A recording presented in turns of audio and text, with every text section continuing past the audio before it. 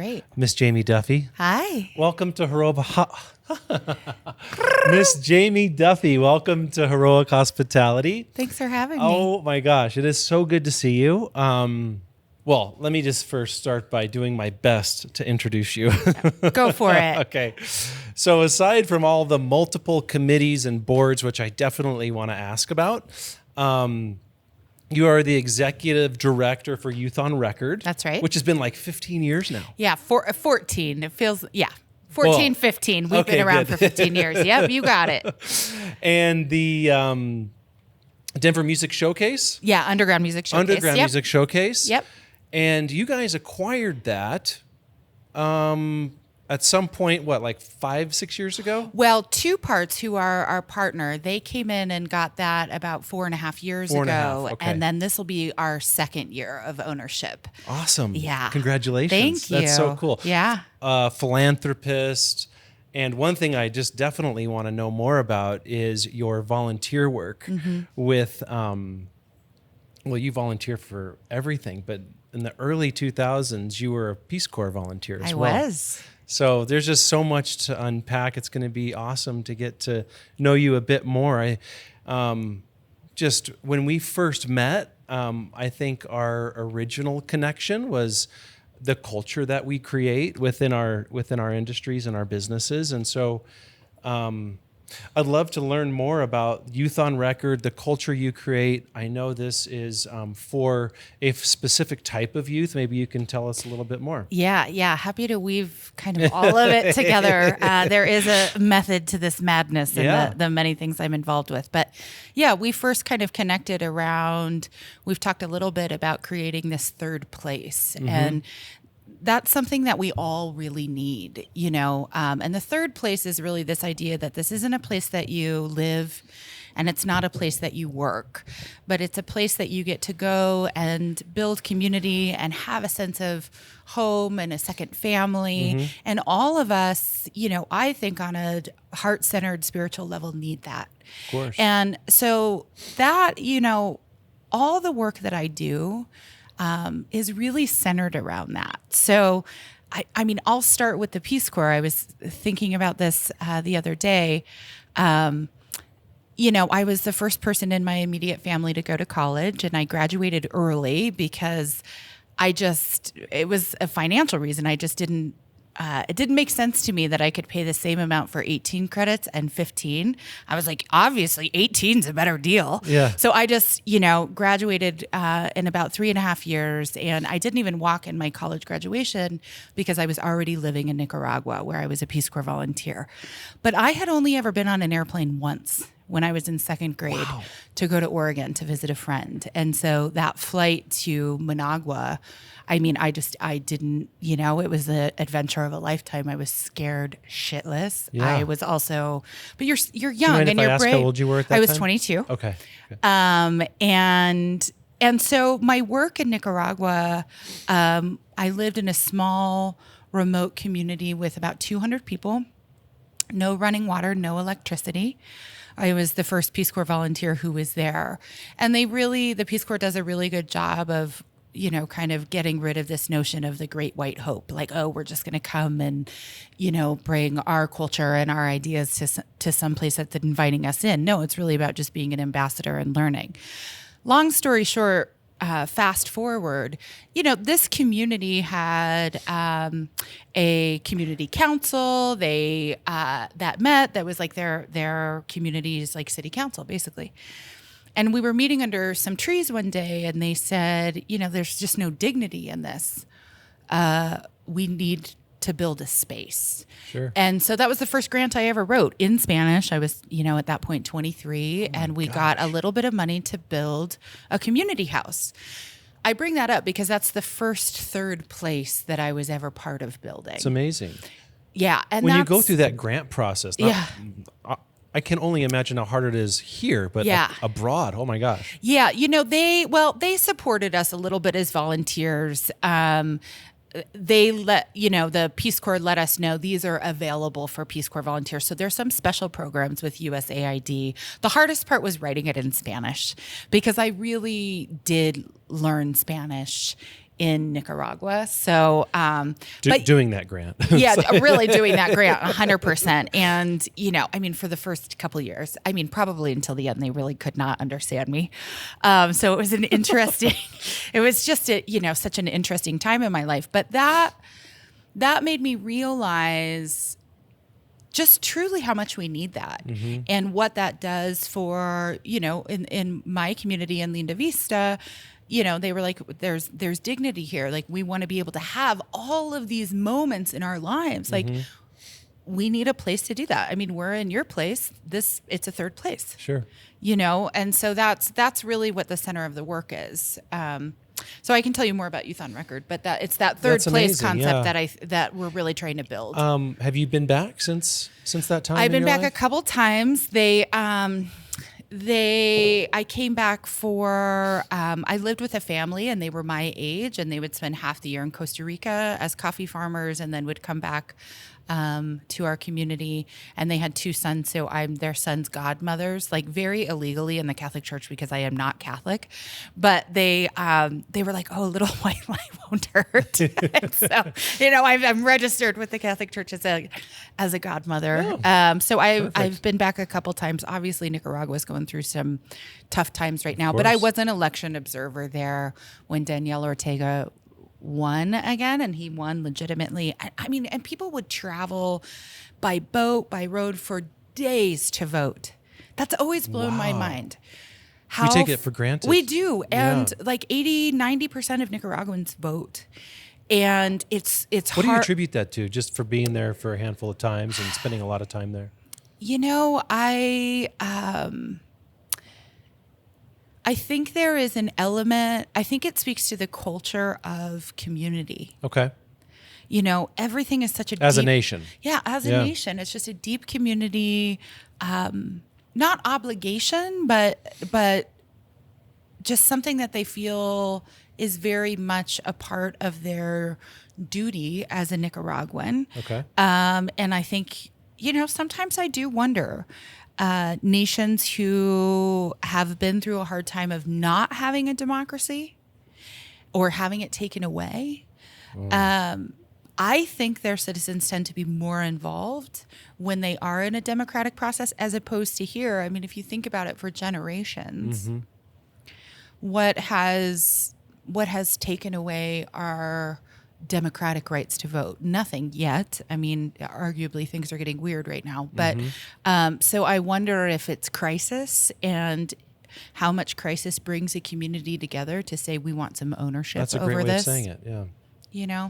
Just a guess. Even though it's not awesome and it's hard to hear, but it's a great way of saying it. Yeah. So I just wonder how much we take that for granted in the United States because we haven't been pushed to the limit of losing it. That's going to be, interesting. Remains to be seen. Yeah, of course. Yeah.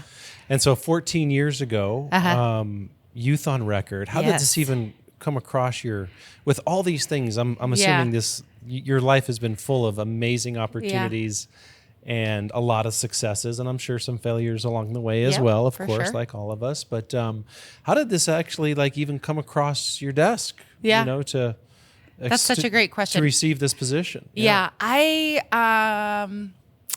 So at the time, I was coordinating the social justice, international, and creativity and entrepreneurship programs at DU for undergrads. I love that age. I love 18 to 24. I think 18 to 24-year-olds are some of the most interesting people on the planet. And so I love working with college students, and I was working with college students, and my students at the time were super obsessed with this band Flowbots. And it was in 2008, so it was around the first Obama election. And they would come into my office and have me listen to the music. And I, as their advocate, was like, I have to get my students to meet this band, So I started doing some research. They're local. Long story short, got my students connected with them, and they had formed an organization at the time called flowbots.org. That was really about your students. No, the Flowbots had. Okay. So the Flowbots had formed this nonprofit, and they're a local Denver band, very very involved you in were the born and community. raised in Denver, I'm born and for the raised here. listeners. Yep. Yeah. So long story short, these guys brought me on their board of directors, really for this social justice piece. It was a very social justice focused organization around voting, actually, was a big part of what they were doing is they said harnessing the power of music and the people who love it. So they were like, hey, if people are going to go street team for us, could they also street team and register people to vote at the same time? So they brought me in to their board of directors, and then I was really quickly brought in as the executive director. I was co-director with my best friend Laura for a while, and then have been doing that full time ever since. I did get hired on a tour bus. In today's employment practices, that would not be allowed. But What do you mean hired on a tour bus? well, I get a call from Laura, and she was the director, and she was like, "Hey, like me and the guys, which was really Jamie and Stefan and Andy from the band, want to talk to you about kind of what we need you to do here." And I was like, okay. And she's like, the catch is they're on tour. So they're going to pick us up in Denver and then drop us off in Colorado Springs. Oh, so we just kind of got on this bus, and they were like, hey, what do you want to do this? And at the time I was 28. I mean, I've grown up here. I'm 41 years old now. And I was so excited about the possibility. I'm way more guided by possibility than I am just like resources on the table. I think that's like. Would you consider yourself an optimist? I consider myself an optimist, and I think I'm. Yes, I'm definitely an optimist. You seem like it to me. So I don't really know any other way to be, because if we can't keep growing and changing and evolving and doing better, then what the hell are we doing here? Artists and creatives, I would imagine, tend to be optimistic. They have to be. Yeah. Especially full-time artists. I mean, they have something that's pulling them that keeps telling them it's worth it. And I think they are not bound by resources. They are guided by opportunity. And that's sort of an entrepreneurial way of being, Yeah, so they hired me on a tour bus, and we have been growing and expanding, and I've been growing and expanding in this role ever since, We are now reaching 3,000 young people, ages 11 to 24. We're definitely. How are you reaching them? In what way? Yeah. What do you mean by that? Yeah. So we have a model where we go into the schools, and we do teach in the schools, middle and high schools. So middle and high schoolers in Denver can take, not all of them, we're not big enough to do that, but we partner with about 12 schools, and students take our classes during the day. So one thing I should say is that every person who works for us is a professional local musician. And so it's a real economic opportunity for musicians to come and work for us. And are they within that age bracket? No, they're so these are adult artists, right? Although about 30% of them started in our programs, but it's full-time. That's a huge feather in your cap for I mean, it's cool. It's so exciting to see. It's that concept of nothing about us without, or nothing about us without us, meaning. Anytime we are as a community working to advance opportunities for communities who've been historically marginalized, they have to be at every table. That's a sort of no duh to us, but this is a shift in how folks have approached community work versus quote unquote charity work. Okay. This charity model is we're going to do for, we're going to come and take care of. And that's not an empowerment model. That's, again, this sort of like, we have more resources, thereby we know more about what you need than you do. The community model says you know exactly what it is that you need to have the life that you want. And our work is to connect you to the resources to get that. Oh, I love the way you say that. It's so eloquent. And I'll tell you, there's a lot of the spirit of what you just said of behind this podcast as well, is to allow people access to maybe to folks like you that they don't have access to. Yeah. Thank you for sharing that. That was awesome. I'm happy to, that's been That was actually something I was taught in the Peace Corps. And so I was, I've brought all of that into Youth on Record because, and obviously that was our founders, guiding principles. You're going to see a lot more nonprofits. Has that always been a nonprofit, Youth on Record?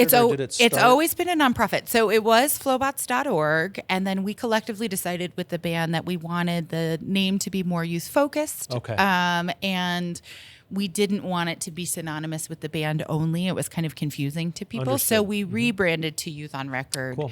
And so some of the things our students get to do, they get to take our classes in the schools, but we have a 5,000 square foot youth media studio. So the third place, right? We said, man, Colorado's young creatives need a place. There are not a lot of all ages venues. They're hard to financially make work. Mm-hmm. In fact, I think all ages venues need government support and philanthropic support. I think most of our third places need that, not to get super political, but one of the biggest third places in the United States are churches, and they're recognized as being a third place, and so they don't pay taxes, right? They're nonprofits. The same could be said for even places like yours. I mean, so we built this third place, our youth media studio. There's a full recording studio, and we've had tons of people record there, right? Adult artists record there. We've had Billy Strings there. We've had 21 Pilots there. We've had, Arrested Development and Charlie Tuna and all these but our students record there. So we wanted to build the best space for young people to record in the city. So they record there. They do open mic there. They put on a youth music festival. They're there 5 to 6 days a week, and they're working with professional local musicians. So really what we've become is the number one driver for the new workforce for the creative economy, and that's really where we want to be in the next 10 years. So a place like this, right? You take Beacon and we go, okay, who's the next generation of workforce? Or for, your folks who are doing your podcast, our youth do 4 podcasts, right? But they need to learn from folks who are doing this. So we pair them with folks like you, folks like your folks who are doing the podcast, so they can learn from experts in the field and then become the next gen of, because we have to retire one day. Yeah. I have to. I'm going to have to move on to owning a lavender farm or something. So they're going to have to, possibly. So they're going to have to take over. So that's what we do now. Oh, that's amazing. Yeah. And then so when you... where's that located, first of all? So we are in the La Alma Lincoln Park neighborhood. So we're on 10th and Osage. To orient folks, we're a couple blocks west of the Santa Fe Arts District on 10th. We're next to the Buckhorn Exchange and the 10th and Osage light rail stop. Yep. So we've got the youth media studio, and then across the street, we have all of our admin offices. Exchange. Yeah, got it. So that was the first liquor license in the state, I think. It sure was. It sure was. And I just found out Domo is closing for a remodel. My business partner wanted to go there for dinner, and I saw that. Now, are they reopening? I hear that, but okay, what an amazing! Let's give a shout out to those guys. Right? In a way, that's another third place, right? Because it's not just a let's go have an incredible meal, because you do that, but there's an environment they've created that you want to spend time in. It's incredible. It's such a little oasis. So yes, we're not too far from Domo. And then we have our admin offices across the street. We're at 20 full-time staff now, and about 60 contractors. How do you typically get the word out for Youth on Record? To get our students in?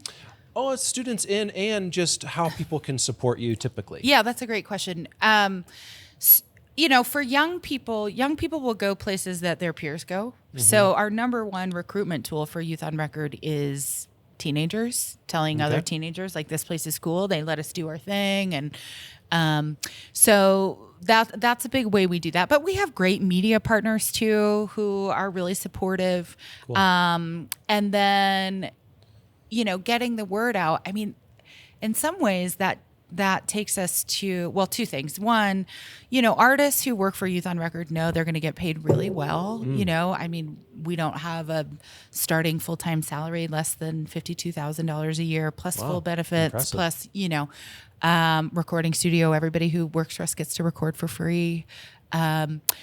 But beyond that, this kind of takes us to why we bought the Underground Music Showcase, which is our region's largest music festival. Now, what is the definition of region? So the region is considered from Arizona up through Wyoming. And then Arizona, Utah and Wyoming. Kansas. Arizona, Wow. New Mexico, Colorado, Kansas, Utah, Wyoming. So this is the biggest. How many people are we talking? You know, we get, this year we're probably going to have about 12,000 people a day. And then we have over 700 musicians. And where in Denver is this located? So it's along South Broadway from about 1st through down. Actually, no, it goes up from 5th this year to Alameda. Mm-hmm. And what I love about this festival, well, first of all, it's 20 years old. Can you repeat that? I'm sorry. So say that again. Yep. So it's on Broadway Yep. from 5th down south to Alameda. Okay, got it. Yep. It's about a mile long. And we have 3 large outdoor stages. We're doing a large indoor venue this year that holds about 400 people.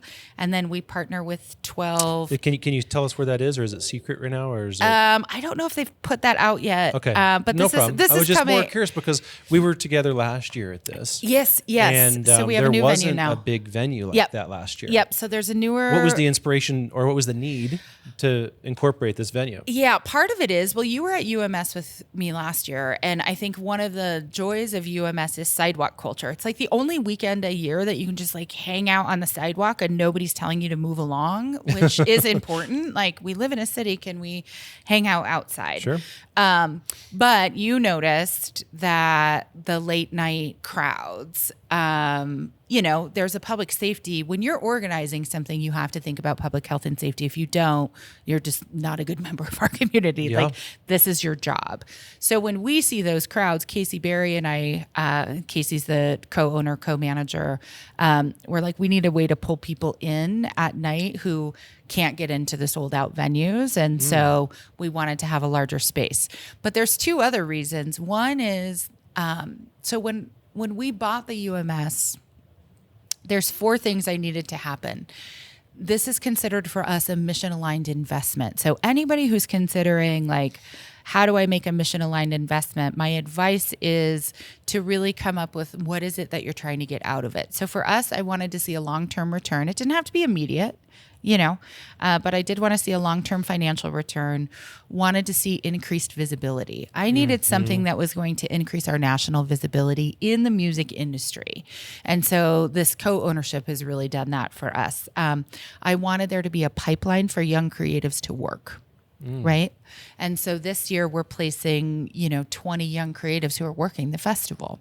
Working for anywhere from ticket checkers to, Yep, they're doing we talking tickets, something different? they're doing merchandise, they're doing, I think they're supporting with sober bars this year, and then they're supporting with our accessibility plan. What are some of your favorite sober bars? So we last year launched a sober bar at our main stage. So essentially what we wanted to do, and I'm somebody who's been sober for 7.5 years, and, there's only so much soda water you can drink, this is my probably second today. But when you're out at an event, right? Yeah. What people don't seem to understand is folks who are sober will pay just as much for a mocktail as a cocktail. Yeah. Right? Like, economically, they will. You want to be part of the party, right? And so we bring in, we have like a whole, 0 proof alcohol, 0 proof mocktails. We also make it really inclusive. So we have signs at all of our sober bars that say, like, reasons you found yourself here. Oh, right. It's not just because maybe somebody's in recovery. Maybe they're training for a marathon. Maybe they're on a first date and trying to play it cool. Maybe they're underage, who knows? Like, there's many reasons that people choose not to drink. So we just wanted to open that up and highlight that. And economically, it makes sense. This generation drinks less than any generation who's come before them.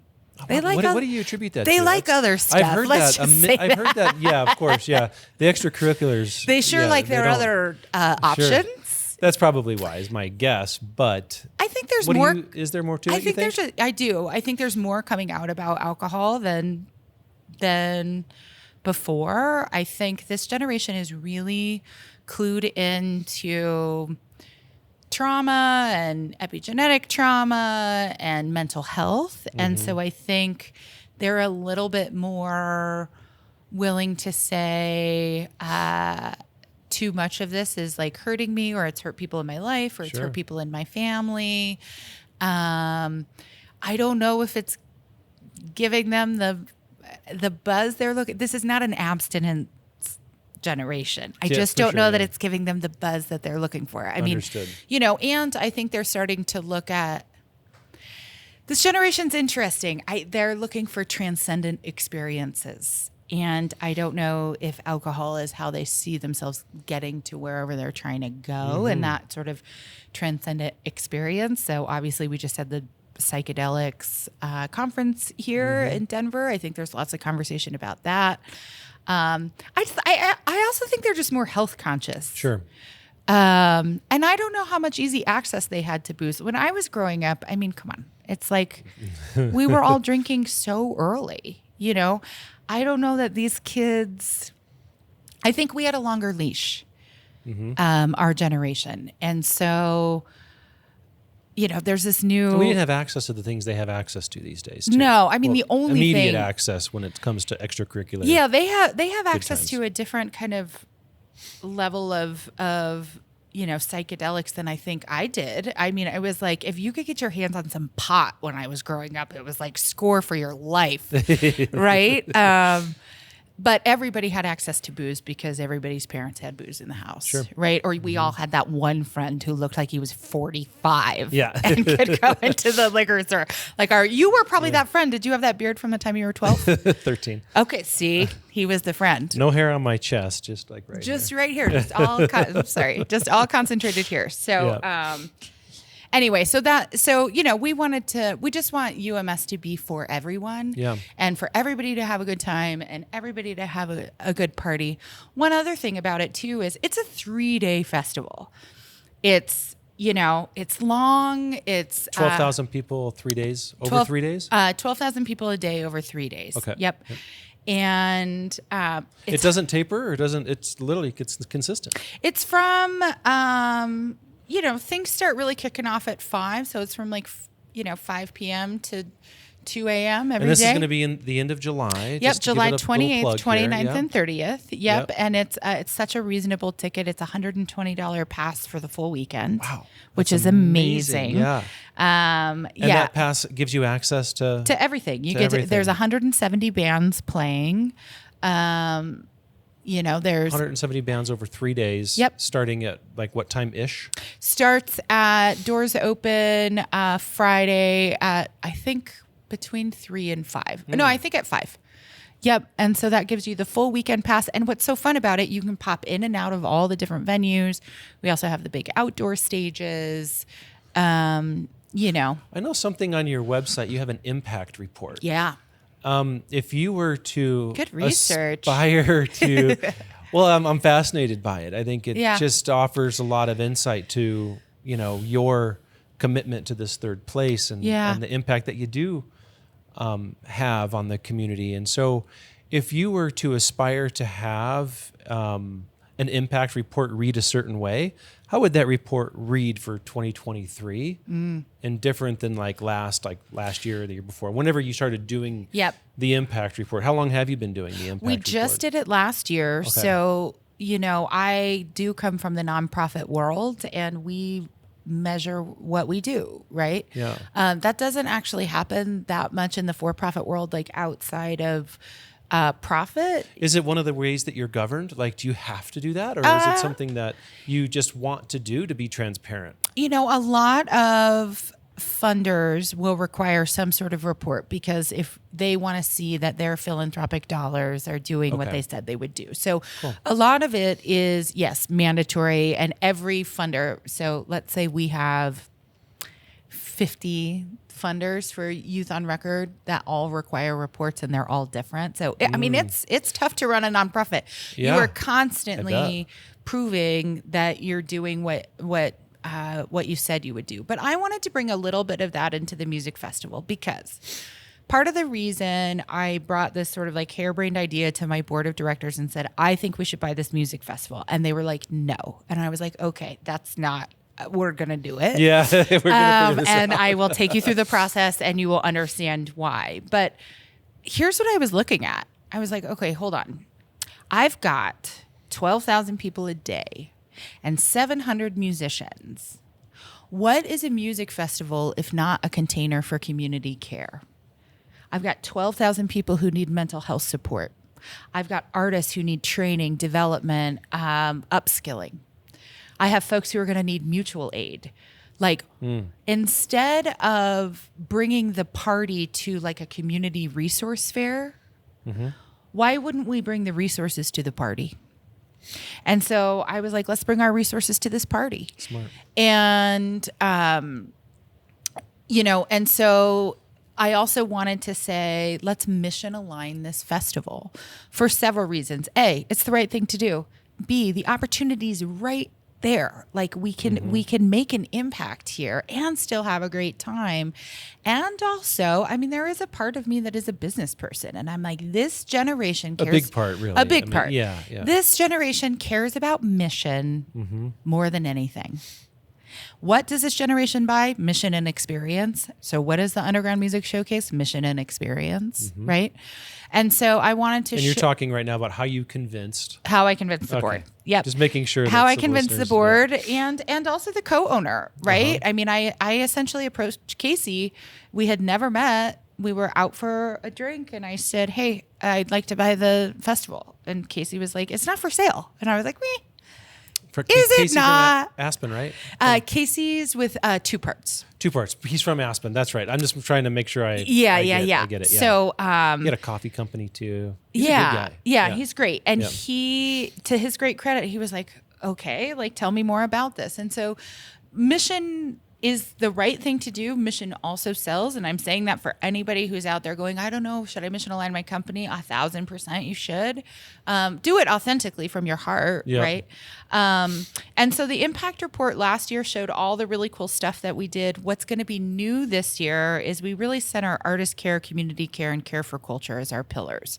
So the Can you repeat that? Yeah, artist care, community care, and care for culture. We started with artist care because so many music events just commodify their artists. And we said, well, what if the number one client at UMS is our 700 musicians? If they love it, if we treat them well, if they're our client that we're serving, they're going to, musicians are going to want to play. And we've already seen an impact to that. We're paying musicians more than they've ever been paid. And we're offering more services than they've ever received. So this year, a couple new things that folks may or may not see is one, we were able to start this career pipeline. So we've got 20 young creatives who are employed at the festival. They learned how to do this at their youth music festival, right? So they're really in this pipeline. So you're going to see some young creatives. So, when you go, be nice to everybody because they're probably a student from Youth on Record and they're a part of our community. And so a smile and a thank you goes a long way. And then the other thing you'll see is I really wanted to commit to an accessibility plan. I would love to see this festival be one of the most accessible, if not the most accessible festivals in the United States. And so we hired 2 artists with disabilities to lead these efforts. Jessica and Kaylin. Kaylin is from Wheelchair Sports Camp. And so we've done venue audits to we're auditing the festival this year to see how we can make it more accessible in years to come. So those are some of the new mission alignments in addition to all of the artist trainings and thriving artist wages and sober bar safety plans and all that. Sober bar safety plans. Wow, this is just, I knew this was going to be good, but thank you for distilling all that. It's amazing. And it's still so truly is fun. amazing. I mean, don't you think sometimes people shy away from the sort of doing good because it takes away a little bit of the sexiness of something? At least that's my experience, right? And I think UMS shows the opposite. Like, no, this is still a wild, good time. At We had a the end of blast. the day, it's so fun. It's so fun. It can be fun. It can be safe. It can serve a lot of people. It can be accessible to more people. It can, and still be mission aligned. And so that's what I'm kind of trying to prove. We already had proved that through Youth on Record, right? Like, but Youth on Record is like, oh my gosh, you guys are doing such good things with kids. Like, there's no doubt that Youth on Record is, a great mission aligned org. But for a festival to become that and show people you can still have a great time, I think that's the barrier I'm trying to bust through here. Right. It's amazing. When one of the things that speaks volumes about your character is that how you really showed up in 2020 and 2021. And for me, that's defined a lot of the people I respect greatly. Yeah. Thank you. Thank you for showing up in the period of time where isolation was a buzzword. Yeah. What were some of your highlights from that period of time? Do you have any from lockdown victory? Yeah. Do you have any victories in that period of time? Because we've talked a lot about it, and I just remember our conversation it felt like there was a lot of victories and that you were really doing your best to support the people around you and shoulder a lot of the burden that others weren't willing to. Yeah. I mean, I know you've been through this too, and so many people who ran any kind of company or organization and kept it going. I think what we really focused on was taking care of our people. And we weren't perfect, and it wasn't easy, but we actually grew during COVID because we immediately transitioned, and by we, I mean Youth on Record, immediately transitioned all services online. And really... What's an example of services? So like our open lab, right, where kids can come in and produce, we just immediately started offering live online classes. Oh, okay, got it. We moved everything to Zoom. All of our school classes, we were actually able to move online faster than the public schools. That's no slight on the public schools. They're so large. We're small. We can, exactly. So we were able to do kind of all of that work and move it online. But during that time, also really paying attention to our employees. I mean, that was when I look back at that, I'm like, man, we did not know if we were going to live. Yeah. I mean, if we really think about it, we were all like, okay, I might die. I'm sure my parents are going to die. Like, it was so intense. So during COVID time, I mean, I was just so concerned about our employees. Like I was saying, we didn't know what was coming. Sure. I mean, it felt kind of like the end of the world, maybe. Yeah. And maybe it was in some ways, or the end of the world as we knew it. And so I think some of the victories from that time was, my favorite quote right now is, "Success doesn't last, neither does failure. The only thing that matters is the courage to continue." And that's from Winston Churchill, which I'm like embarrassed that I'm quoting him, but my dad would be so proud because, but I've been thinking about that a lot. Like just through my own journey, what we all do, it's the courage to continue. Yeah. And to me, that's the biggest victory from COVID, because none of us got it all right. How could we have? There was no playbook. There wasn't even... It does speak volumes about your character, and there is no playbook about character either, but how you show up, is kind of your own internal playbook that the outside world just happens to see. Yeah. So yeah. I'll tell you, I'm very proud of that period of time. Yeah. For all of us that chose to be and support the creative process. Yep. And so I just wanted to recognize you for that. Thanks. Of course. Yeah, of course. Yeah, that was, I don't know how you felt in that time period. I felt more wired and tired than I've ever been in my life. It was that juxtaposition every day. Yeah. I'm not viewed as a popular, how I viewed that period of time, and my actions during that period of time wasn't popular at the time, and nor I don't think it is currently. I mean, I opened an art gallery in the middle of COVID. Yeah. Right down the street, right next to Larimer Lounge. Yep. And And so we were employing 20 to 30 artists at any one given time. Yeah. And we were doing things that weren't popular, like having lunches Having and shows. dinners together and doing things that other people really frowned upon. And so I was willing to take that chance, but it was extremely challenging. But at no point was I not going to do that. Right. And, big shout out to our mutual friend how we met, Paul Laurie. Yep. He's been on the show, by the way. Really encouraged me to take over the space before he moved to New York to basically open a bar there. That's and right. So, we really do surround ourselves with people that help push and move the needle in ways that others aren't willing to. And that's right. I do believe that that type of offer to whatever community you're engaged with at that moment means something. Yeah. And I look back, I'm really proud of that time. Yeah. Because we did allow people to stay and be creative in a period of time where people, like I said, the buzzword was isolating and isolation, and it just bothered me to my core. But I know that's not popular, and I'm sure that. Yeah, I think people are looking at it now. Again, my hope always in these kind of global moments is how do we find grace for each other and choices and decisions, and it's always people who aren't in the arena who are critiquing us. Of course. And I noticed that a lot during COVID, is that leadership journey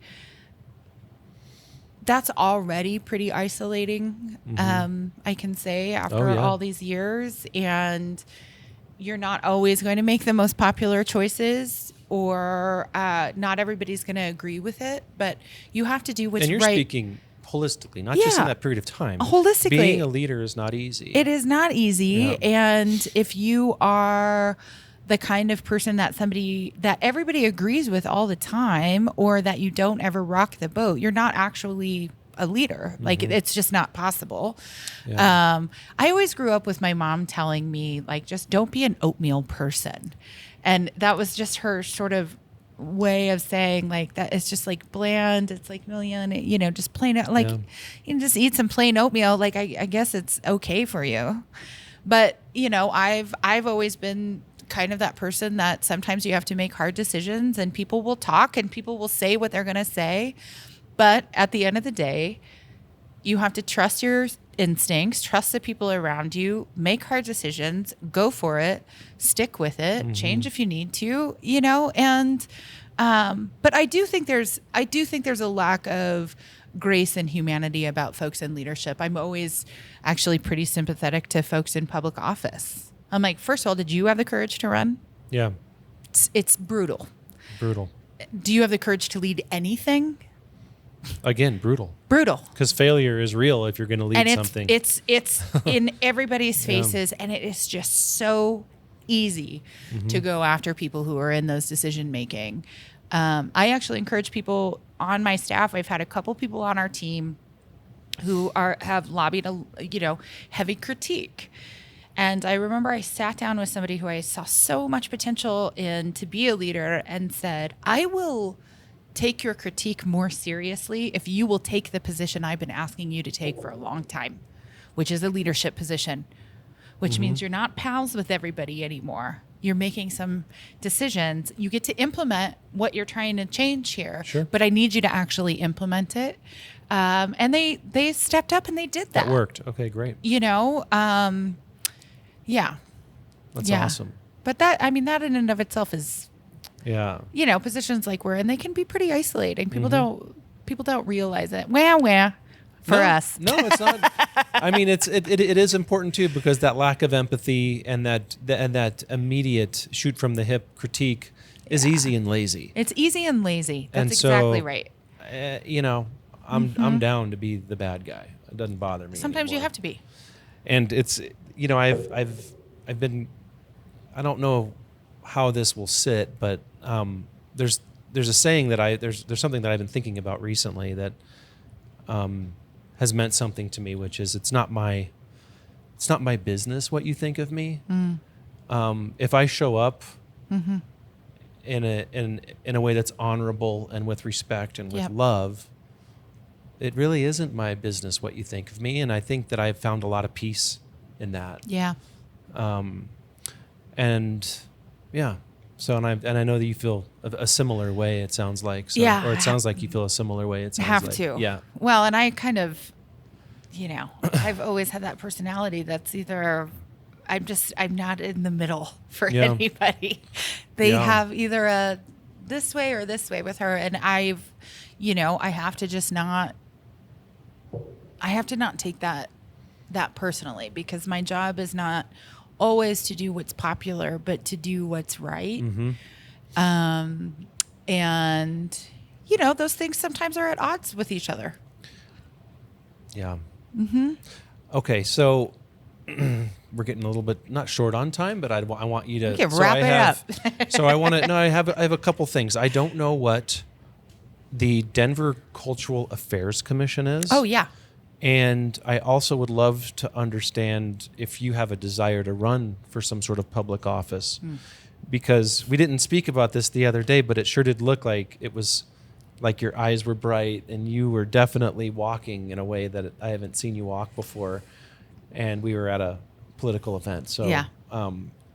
So those are two totally different things, probably. But Two totally I would different let you things. kind of go ahead and lead the conversation here. Yeah, although they're both in government. So the Denver Cultural Affairs Commission is actually, our city has a lot of commissions, and I encourage anybody who's listening, we need you to look into these and put in applications. So our city and county of Denver has commissions, and those commissions advise the different agencies. And so the Cultural Affairs Commission is you apply, and then it's mayoral appointed, and we advise Denver arts and venues. So I've served on that commission for almost 6 years. My term actually ends in August, which Can I apply for it? You can. Well, I was actually going to say, let's talk about that, because you should. Yeah. They open up applications once a year, and you should definitely apply. Thank you. You should definitely apply. I've wanted to do something. You need to. As a public service for quite some time. But I my think- background doesn't always lend itself. No, to, you have the perfect background for the Cultural Affairs Okay. Commission. So let's get your application in for that when that opens up. Okay. But that's been such a wonderful way for me to learn about how arts and venues works, the 1% for public art, just all the things that go into it. Which kind of leads to the second question. It's You're like scratching your eye. I think one of the biggest things that we're all trying to figure out is, what is our dharma?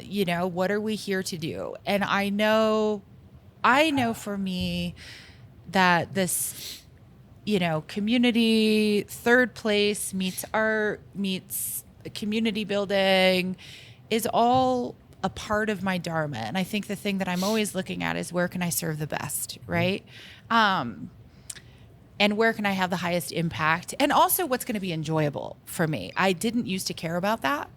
I do care about that more now. I want to do, I will be best positioned if it's something that I'm really enjoying. And what I enjoy is entrepreneurial work. So I will say this. If there is room for me to either hold an elected position or serve someone who is elected in a way that I can bring some entrepreneurship into the government, I will do it. Yep.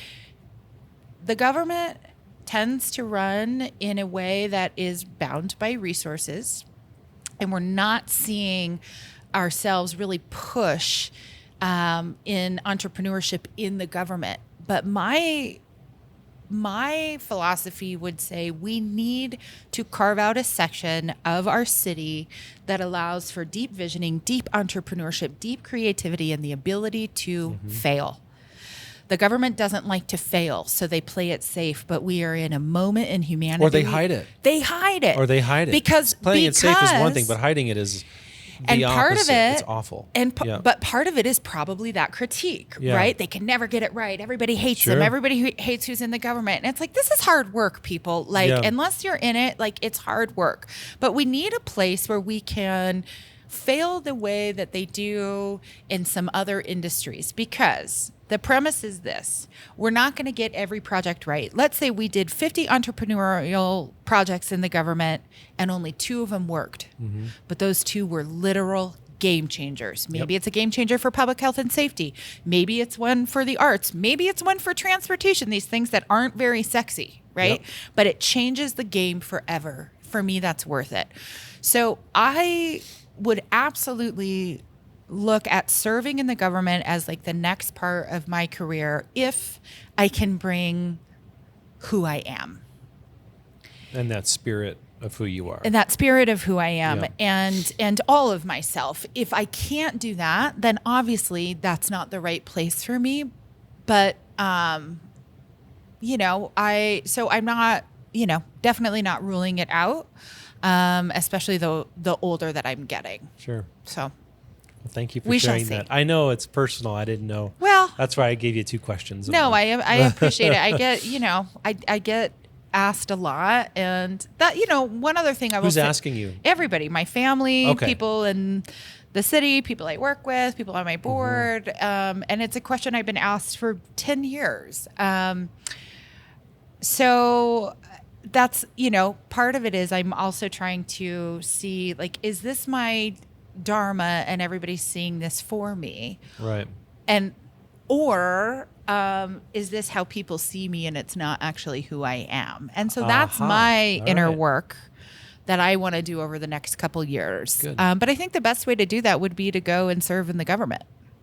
So. That's amazing. What in your life right now is most exciting? What in my life right now is most exciting? Or most excited about, if it's something in the future? Or, if there's something that, just comes to top of mind. Something that I'm most excited about. I think I'm excited that I am... I'm actually really excited about this like entrepreneurial government kick I'm on right now, and learning about it and learning from the people who do it, because there are people internationally who do it. And if that's not the nerdiest answer you've ever heard, but I am excited about entrepreneurship in the government. We have a whole new group of leaders at Youth on Record, and I'm excited about them. I'm excited to see where they go. And I'm making some travel plans, so I'm excited to... there's a chance I might go to Chile for the first time in September, and I'm excited about that. I think we're in a moment right now in our city, and I'm excited about Denver. Really? Great. I love that. I just got goosebumps. Good stuff's coming. Good stuff's coming. Good. You're part of that. Because we definitely need more good stuff. We do. Let's build the city we want to live in. 100%. And a place we want to be. That's right. That's why we're here at Beacon. That's why we're doing it. That's why we're, Yeah. Well, you're a big part of that. Well, thank you. I appreciate that. Yeah. How can we support you? Anything we can do, we can follow, we can donate, support? Okay, so how can you support us? You can support UMS by going. So if you don't already have your tickets, it's around the corner. So grab your tickets. Okay. I always say this about Youth on Record. You can go to our website and sign up to volunteer. But you know what? The best way to support Youth on Record is to support the art that the young people are making.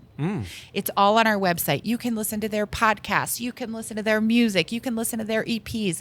Every first Friday from 4 to 8 p.m. at Youth on Record, we have an open mic. Come and listen to the next generation of musicians in this town. You guys, they're so good. There's a resurgence of folk right now that is so interesting to me. These young creatives are telling the story of our time.